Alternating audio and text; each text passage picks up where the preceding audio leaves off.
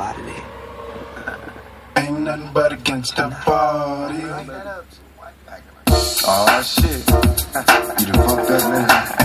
You done put two of America's most wanted in the same motherfucking place at the same motherfucking time. Y'all niggas about to feel this. Break out the champagne glasses and motherfucking condoms. Hello, and welcome everyone to the Gangster Party, otherwise known as the Lone Gunman Podcast. This is your boy Rob Clark coming at you. And the opening was an homage dedicated to Ralph Sinkay, who finally decided to respond to the podcast I did on Doorway Man by simply not addressing any of the points I made as his MO and resorting to a personal attack by calling me a thug. And he said he couldn't listen past the opening because I sounded like a thug. So he didn't want to lower himself down to have to put up with my horrible vernacular. Now, it makes me laugh. I mean, it's typical Ralph Sinkay, typical OIC, where you don't address the evidence and you just resort to personal attacks. You see, on that podcast, I told you point by point by point why Oswald was not in the doorway. It's Billy Lovelady. Okay? And what do I get? Nothing. I get called a thug. Why? Because I say this is your boy, Rob Clark. This is how we talk in the South, Ralph. You're from Texas, dumbass. You ought to know people that have an accent. You know, I don't know how it is in Texas, but over here, we don't play. And this is how I sound. This is where I grew up. This is my accent. So, sorry if you don't like it.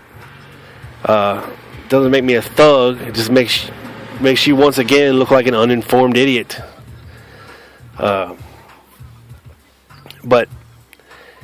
hey, enough of Ralph Sinkay, because he really doesn't deserve any kind of response, because he has no valid points. Everything he has is bullshit. And, you know, sorry if anybody doesn't like the fact that I cuss. I mean, I keep it real. This is the way I speak normally. You know, you don't have to sound like a old, stuffy, Harvard-educated, pipe-smoking, jacket-wearing fuddy-duddy to know anything about the assassination or to be interested in it. You know, this is me. Take it or leave it. It is what it is. But I'm always going to keep it real. I'm always going to tell you exactly how I think, exactly what I think, how I feel, and you take the good with the bad, but I'm always going to keep it real. I don't believe in political correct bullshit. That's for disillusioned people. This is the real world. This is a real podcast. I'm a real researcher. So, enough of that. Today, and I wish I had some Mr. Rogers music to play in the background, because we're going to take a little trip to Fantasyland. You know, that place I love to go so much. But this time, Fantasyland is based on fact. That's right. We're going to incorporate the testimony of all these people involved. And we all know the narrative of how things in that Texas School Book Depository supposedly went down. But we're going to take a fresh look at what everybody testified to, and we're going to line ourselves up a different narrative. And all credit for putting together this narrative goes to Richard Gilbride, a great JFK researcher. You can find his work on the Reopen the Kennedy Assassination Forum that Greg Parker has. Everything you go there. This is called, and it's based on what he calls the elevator escape theory. Now, I've posted this in several groups to, no response. I guess nobody wants to take the time to read anything anymore that doesn't immediately apply to their way of thinking. But if you're listening to this, hopefully you will listen to me give you my take on how things possibly could have went down. And this might take a while. I don't know. Just have to wait till we get into it. There might be 2 parts to this, part 1 and part 2. But we'll see how it goes. We'll see how much time I got left. I'm gonna try to bang it out quickly but clearly, because it's very convoluted, and there's really no room to skip over anything. So let's start at the beginning, shall we? Okay, the Texas School Book Depository. Their main building was 2,250 feet away from the building on Elm Street. Okay, this is the same building that Wesley, or I guess Frazier and the rest of the employees had to park at. Okay, because the lot directly behind the school depository was leased to the city or the county for their office workers to park. So the people that worked in the book depository on Elm Street had to park very far away. Okay, I mean very far. Now this has been the only and the main building for 20 or 30 years. Okay. Now the owner of the building on Elm Street is D.H. Bird, who, if you don't know, is a wealthy Texan who made most of his money in the oil business. He's also responsible for creating something called the Civil Air Patrol. Okay? Now, most of you have heard about the Civil Air Patrol and its correlation to the central character in all this, Lee Harvey Oswald. Because as a young man, he joined up to the Civil Air Patrol, which is basically like a junior ROTC thing, to get young men interested in joining the military, or giving them fun stuff to do, like going camping on the weekends and doing drills, maybe shooting some guns. I mean, who knows what they really did. It's hard to say, but we know from picture evidence, because we have a picture of the Civil Air Patrol, and a young Lee Harvey Oswald is seen in the picture with David Ferrie, who is another central character in all this whole assassination business. Okay? So, and he was kind of like a mentor to the group. And he was an established pilot. I mean, he knew his flying stuff. And, he was in the military. So we have that. So we have them, we have them connected by knowing each other in the Civil Air Patrol. Now, Ferrie would later deny even remembering Oswald, but his actions immediately after the assassinations are different. We have reports of Oswald having David Ferrie's library card on him when he was arrested. We have reports of Ferrie calling up Civil Air Patrol people, wondering about any photos they might have with the two of them together, things like that. So he knew something could possibly tie him back to Oswald, and he wanted to not be tied to Oswald.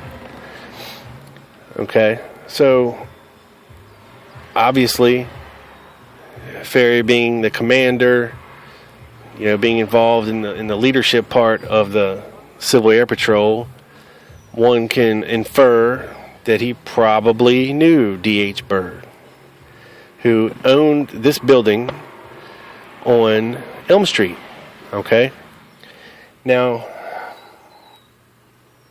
the building on Elm Street housed a lot of different things, different times, and had only just recently moved part of its operation over to this Elm Street building.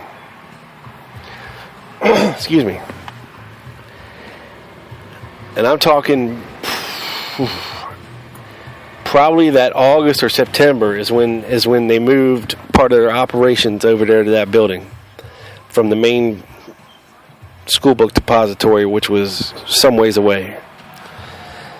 Of course, that itself isn't sinister, but the timing of it is a little suspect. Okay? So now, if we take into account that is it suspicious that we have a connection here between Oswald, Ferry, and Bird, all probably knowing each other. Okay, and by then, they can infer, possibly from inside sources, that Kennedy's going to be coming to Dallas. I mean, I think they announced that earlier in the year. You know, probably March or April, May, something like that. Which gave them time to plan something. Okay? So, they gave them time to plan to move part of their operations over here to this building on Elm Street. Okay? Now we know the motorcade route was changed to accommodate them being able to get directly onto the Stemmons Freeway to go to the Trade Mart. Which, of course, in itself is suspect, okay?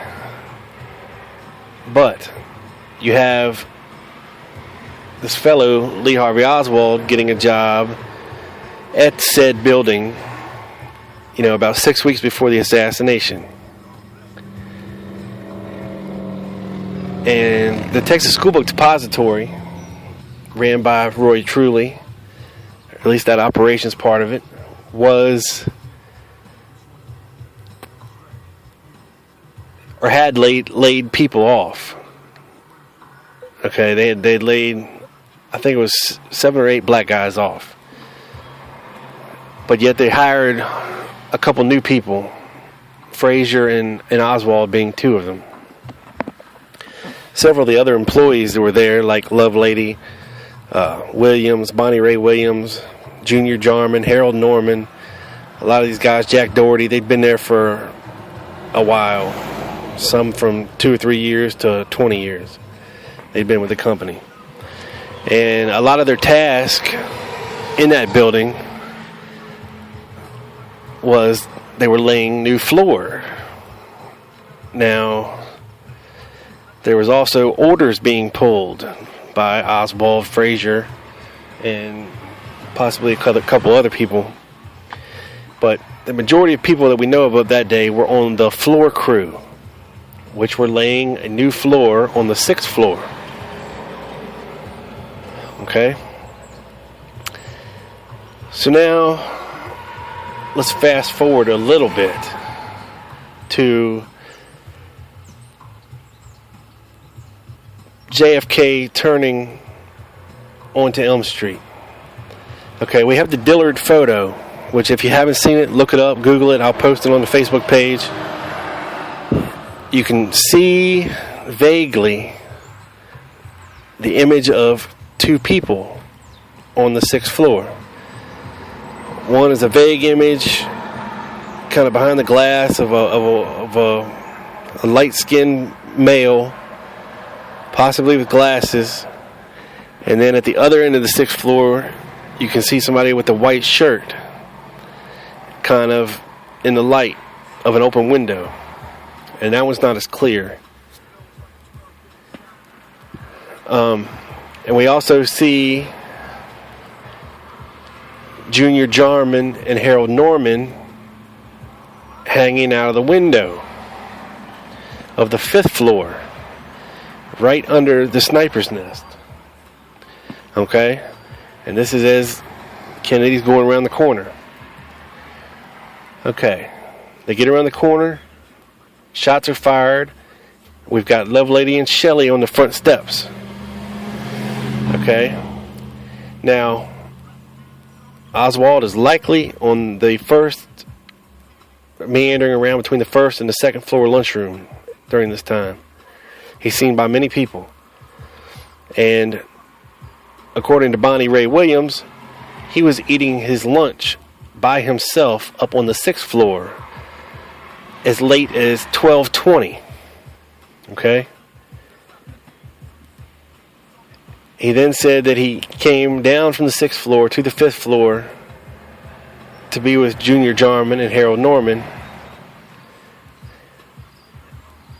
And we have testimony from Jack Doherty that states that he was on the 5th floor when he heard the first shot.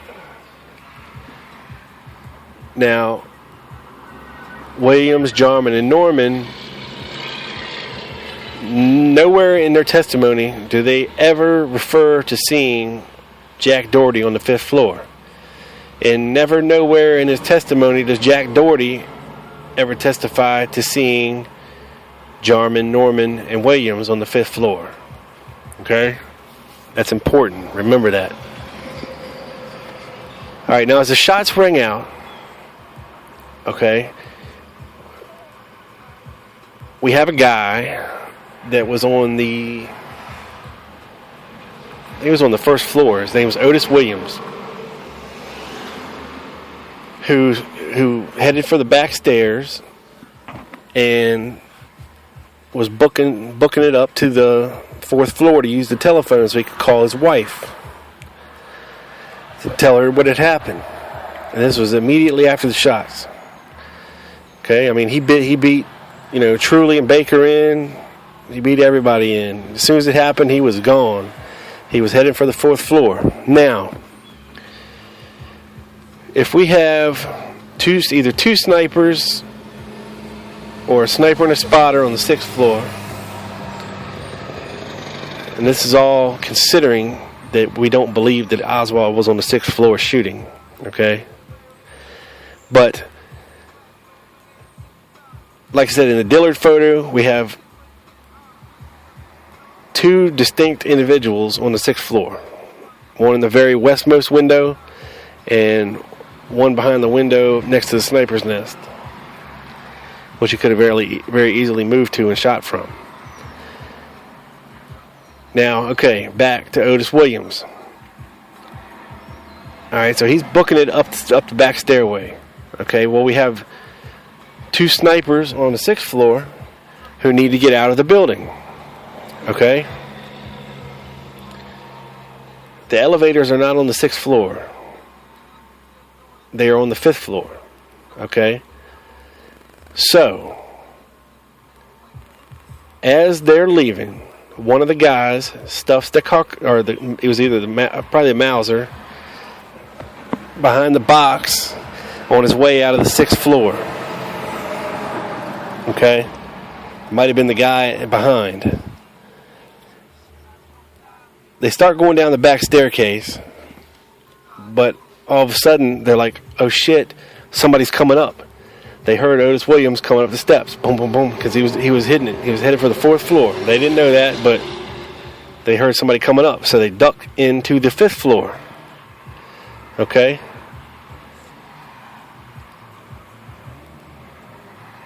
They don't see anybody. They're looking around. There is, let me see my notes. Okay, then we have, they passed the rifle off to Jarman, Norman, and Williams, who hide it in the book bin on the 5th floor. And they go to the waiting elevator on the 5th floor, which we know had some operating problems that day. Even according to Roy Truly. Because Doherty stated that he was on the 5th floor, but he didn't hear Truly or Baker yelling up there to let the car loose. So, we have Jack Doherty waiting in an elevator. The snipers go in, and they proceed down to the 1st floor. Now, we had Otis Williams racing up to the 4th floor, okay?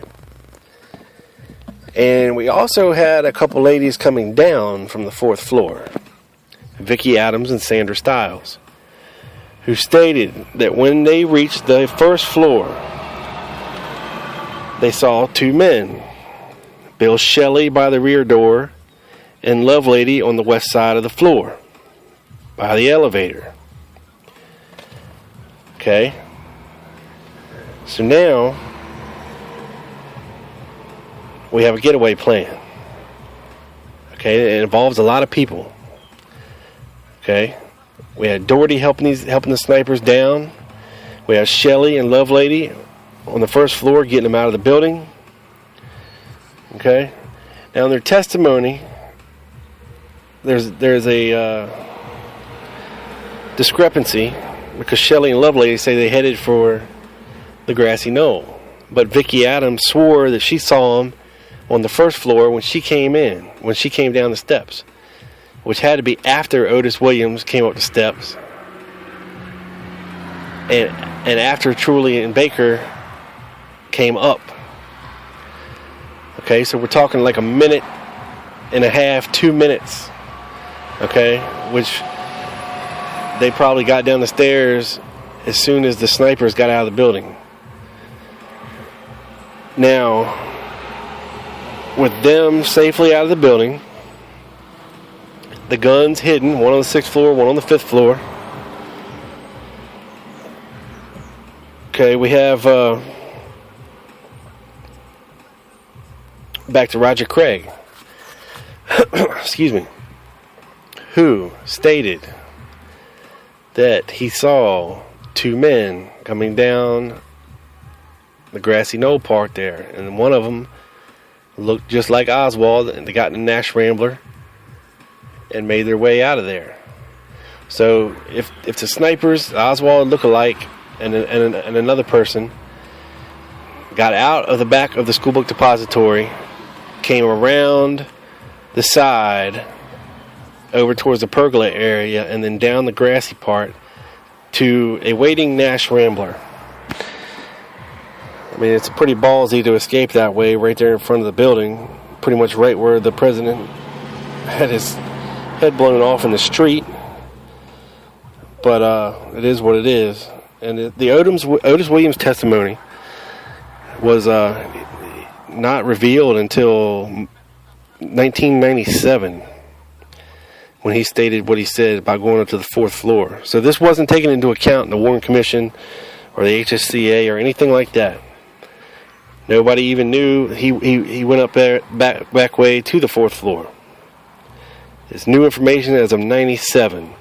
Okay, we have Vicki Adams putting Lovelady and Shelley by the rear door and by the elevator about a minute and a half, 2 minutes after the assassination. We have Jack Doherty and his wonky testimony that contradicts itself all over the place. But he was likely the elevator man. We know Lovelady was actually a fugitive on weapons charges, and when he was employed, when he got his job there, and the FBI tracked him down, he was, charged or whatever he was. We know Charles Gibbons had drug charges. He had been in jail. Bonnie Ray Williams was a postal worker in Dealey Plaza before he got his job at the schoolbook depository. And this is important because of Harry Holmes, who played a very important part in the assassination investigation. He was even present during the interrogation of Oswald and responsible for the P.O. box stuff and finding the money order, or not finding the money order, but supposedly supplying the money order that Oswald had used, but it was out of sequence and all this other stuff. But he's a very important part of the narrative. He found the ad that supposedly this gun was ordered from, whatever magazine it was in. He had a lot of peripheral important parts to do with this thing. And there's a pretty famous photograph, and I'll post it up too, of after the assassination, where we have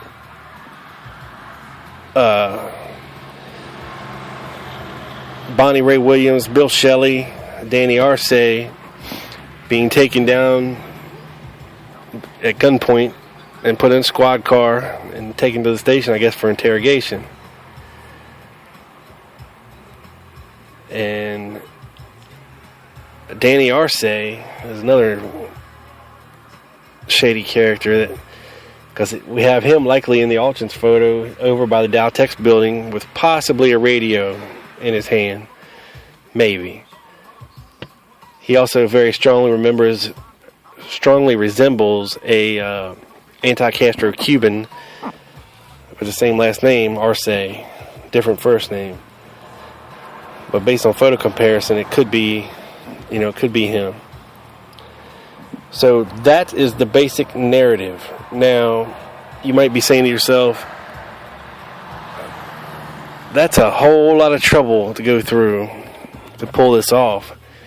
But I guarantee it's something nobody ever thought of. What if the whole damn scenario was a setup? Alright, you have to go back and look at this shit totally different. Alright, what if that whole part of that operation was a farce? Alright, and they just paid these guys off to go along and do whatever they told them to do. Hey, Doherty, get these guys down the elevator. Shelly, Love Lady, get these guys out of the building. In the meantime, we got 2 rifles, one on the 6th, one on the 5th, a Carcano and a Mauser.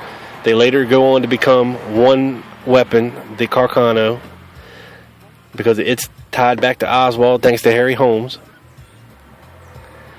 Okay? I mean, it's not a lot of people that would have to be in on this. Maybe a handful. Maybe 2 handfuls. Okay, but in the big scheme of things, not a lot. And, they continue the farce for a couple years. And then that's it. These guys had jobs. I mean, they were getting paid. And it wasn't a whole lot of people involved because they knew most of these people would be outside watching Kennedy go by. Or glued to the windows inside the building watching,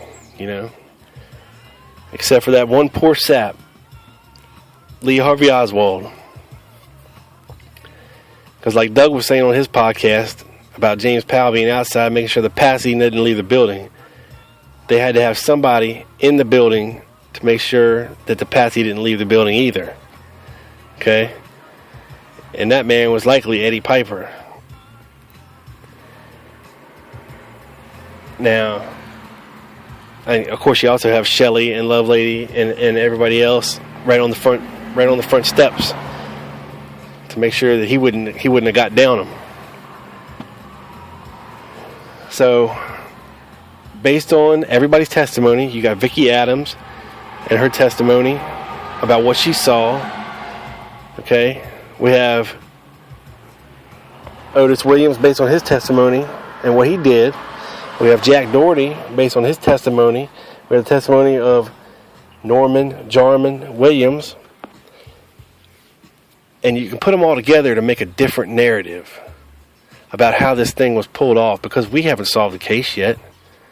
Okay, nobody knows exactly what happens inside that Texas School Book Depository that day. And it's imperative that we do. Because until we do, we're just going to be spinning our wheels. And I think Richard Gilbride did a great job of taking the available testimony and putting it alongside of a plausible scenario. Okay? It could have went down this way. The question is, did it? Once again, that's the question of this assassination. Did it? But I thought I would relate this because I truly like what he's doing, the way he looks at things differently than other researchers, and just get this out to the masses, get ears on it. So give me feedback. Go to my page, the Lone Gunman Podcast on Facebook. Feel free to leave a comment. See, I'm going to post up a bunch of pictures and documents for y'all to look at. And please check out my buddy Doug Campbell on his podcast, The Dallas Action. You can find him on Spreaker, find him on Facebook. He's killing it. He killed it on Black Op. He's still killing it. He's turning them out like a machine. I love listening to him, and you should too. So please support him, support me, support the Little Men's. And thank you all for listening. Peace out.